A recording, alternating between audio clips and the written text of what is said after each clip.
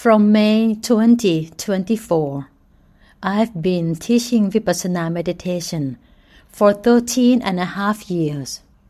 I have written countless number of Dharma articles, most of which only my students have read. So now that I start teaching about Dharma online, I will read this article to you by myself. Other than this, we'll also have some Dhamma Q&A. The first article is the topic relating to Visakha Bucha Day.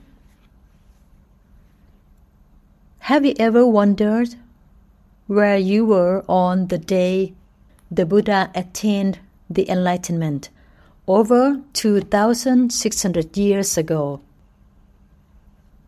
Maybe you were a caveman, a firewood carrier, a merchant, a rich man, a Brahmin, an ascetic who worshipped fire or the sun, a hermit who practiced self-torture, an animal that people hated or hunted for food, a cow or a buffalo being used for labor work. Maybe you were repaying karma in hell, or you were an Indian who heard about the arising of the Buddha, but didn't believe and lived everyday life in the same custom that couldn't set you free from the cycle of misery. Maybe you were a warrior who killed others for wealth and fame, an angel in heaven, a dark angel full of jealousy who stopped other people from doing good deeds, a divine celestial being who mistakenly perceived himself as enlightened, or even a ghost waiting for a chance to be reborn. Whoever you were in those numerous lifetimes, you are so fortunate to be born a human in this mid-Buddhist era. You are strong enough to go through all obstacles in your mind and other hidden resistance until you can bring your life in this ocean of suffering to get close to the door to nirvana. Your body and mind are now ready to strive to break free from the cycle of Samsara. Then you won't have to be reborn again, ending the cycle of suffering. Today, is that fortunate growing or shrinking? Before Prince Siddhartha became the Buddha, at his past life long time ago, Prince Siddhartha, born as a hermit named Sumedha, who wished to become the Buddha. He had suffered through countless rounds of rebirth to cultivate his virtue as a bodhisattva. In some lifetimes, he had to endure great pain until death. He took this path in order to bring all teachable ones out of the cycle of darkness and suffering. In this cycle, those minds have been concealed by the delusions, karma, cooked feeling in the subconscious, and the impurities that control or conquer their mind until they never know the hidden truth. We are so fortunate to be under the virtuous power of the Buddha, who always protects our minds from harm and help us to be awakened, just like the father who watches over his children who have lost their way. He tries every way to help us, hoping that we will be safe from the devil, not entrapped and sinking into the cycle of suffering again. While so many people on the other side of the world suffering in wars, and some became refugees, we have the opportunity to walk on the path to spiritual liberation. So how will we live and draw a life map that is suitable for our lives at this point? Will we still fully indulge in the delusional world, or will we just swim in this ocean of sufferings to find the way to reach the shore?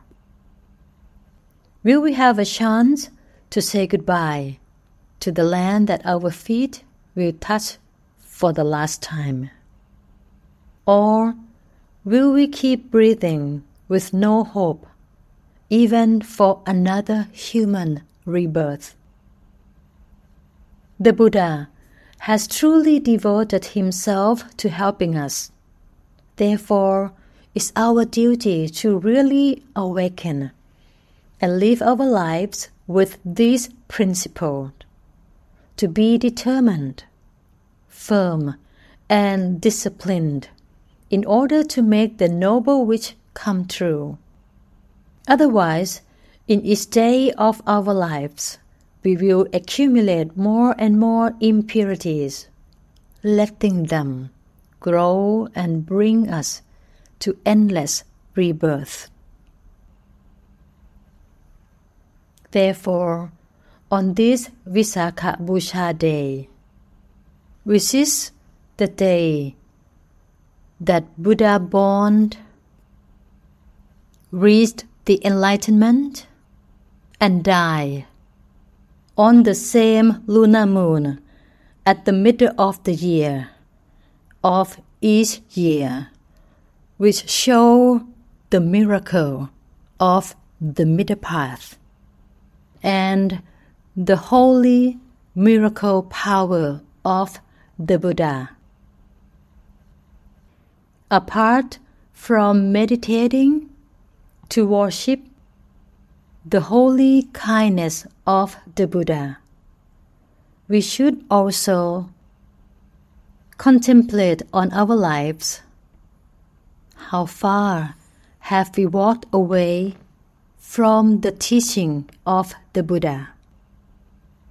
Which direction are we heading to? And for all the things we are doing, what do they give us? Let's awaken and be fully aware of everything we do. Get back to the right direction soonest as possible. Be determined to end this long journey within this lifetime, or at least in the era of the 28th Buddha. Along the way, there may be many things that lure us until we get lost. But don't forget that on every path we take, the Buddha always looks at us with his great compassion. On the day the Buddha reached enlightenment, under the Bodhi tree, he said this statement in Pali Sanskrit word, in meaning of from the uncountable lifetime that he wandered in this cycle of samsara, this cycle has come to an end. Aneka ti sangsarang, santa visang aphinisang, kahakarang kavesanto, tukha chati puna punang, kahakaraka titosi, puna keham nakahasi, sapade phasuka phakha, kaha Gotang visankhatang, visankharakhatang jittang, tanhanang kaya mashakha.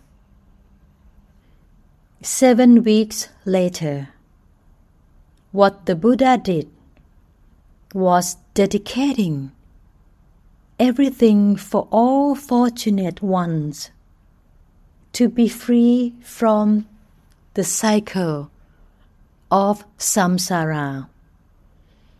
He has been waiting for the day that our minds will be freed.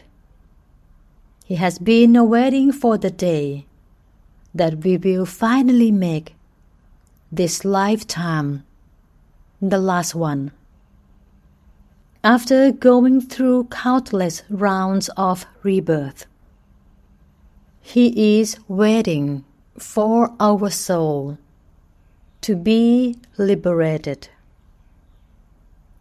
Today, where are we?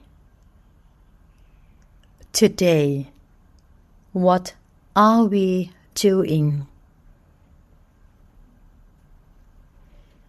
This article is the long journey I written on May 26, 2021.